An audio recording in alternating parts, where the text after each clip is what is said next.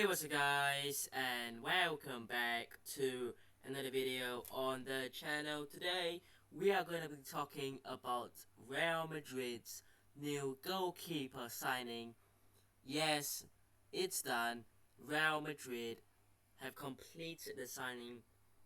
And so here we go from Fabrizio Romano on Kepa to Real Madrid.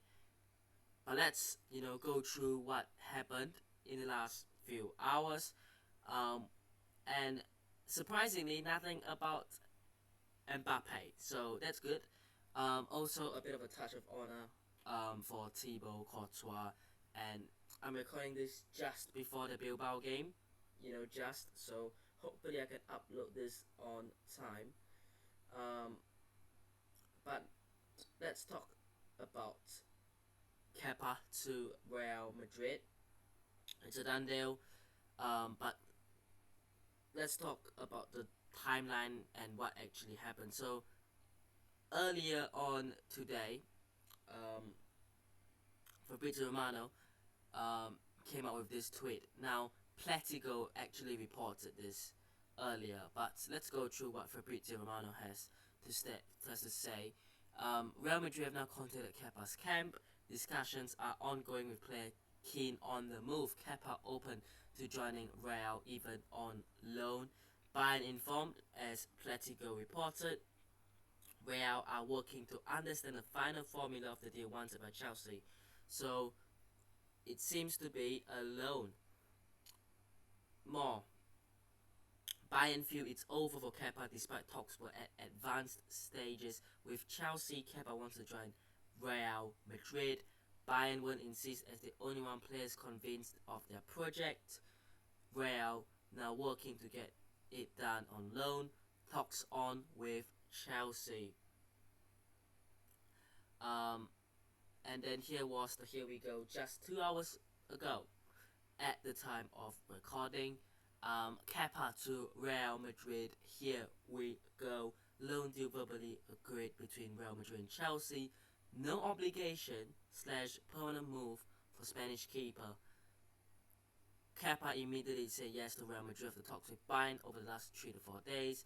He already said goodbye, ready to travel. So in terms of Kepa, it's a done deal. He said yes seemingly immediately. Bayern Munich wanted a player. They were in advanced stages with Chelsea and I suppose the player, but obviously he seemed to be more interested in the Real Madrid project. Like Fabrizio Romano reported, there will not be a obligation to buy. It's not going to be a permanent move. It's going to be just a straightforward loan, I believe.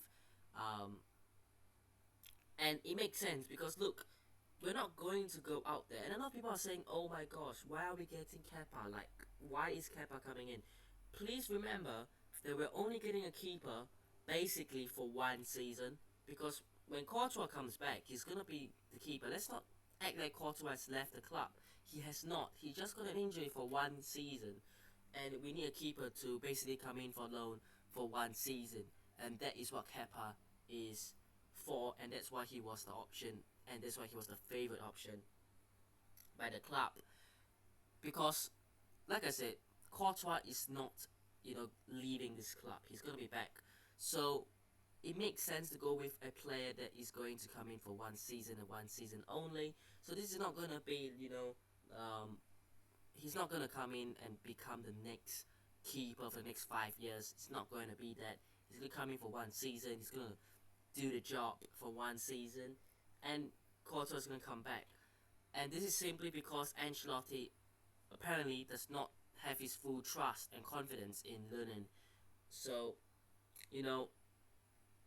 this is a signing that, I personally would have preferred other options. I, kind of did my personal top 5. I think I put the hair. First, I think, okay, that makes sense. It's a free. But I think if you sign David De Gea, you're not going to sign him for just 1 season. You're probably going to sign him for 2, 3, maybe even 4 seasons. You want to guarantee him a few years. So that is definitely not an option. I think Bounou signing we'll get onto him as well. It's not realistic. I think Diogo Costa was linked, not realistic. Um, and a few others, but I think Kepa, in terms of getting a keeper in for one season for free, not free, it's not nothing, but for a low budget, for not that much, seems to be a good deal. And I do agree. I just wish that the player was, more convincing, because I look at Kepa and I think he's a good keeper. Yes, he has proven before that he can, be a good keeper on his day if he's at his best. But how many times do we see him at his best for Chelsea? It's an inconsistent patch, So can he get the level of consistency needed to play at Real Madrid? Only time will tell. But I think I get what people are saying. I get what Real Madrid fans are saying. Look, we want someone who we know can be consistent. But after all, if you look at Real Madrid and why they've gone down this route, you can't really say I'm surprised, or you can't really say it's not a good deal, because yes, it is. Realistically, it's a loan.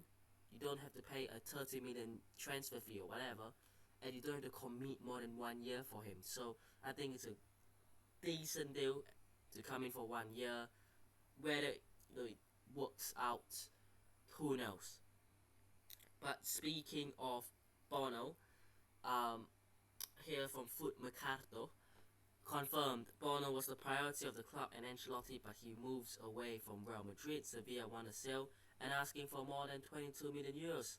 That's why Real Madrid did not pursue Yassine Bounou. Bounou was the favourite, but the club gave up on the deal and changed their mind after Sevilla asked for over 20 million euros from AS. So, simple. That's just that. Sevilla seemingly jacked up the price of Bounou after knowing that Real Madrid need a keeper. Apparently they wanted 50 million euros at first, and then suddenly it became 20 and even 30. So look, there's nothing that I think Real Madrid can do.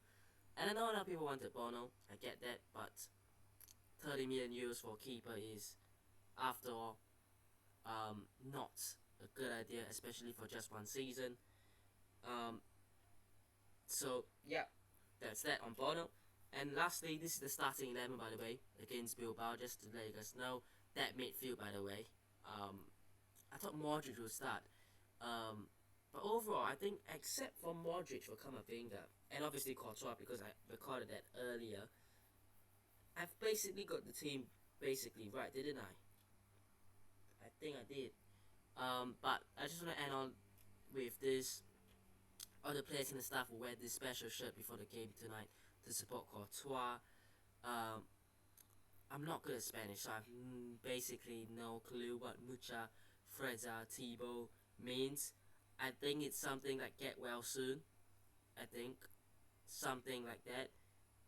But yeah, it's a good touch.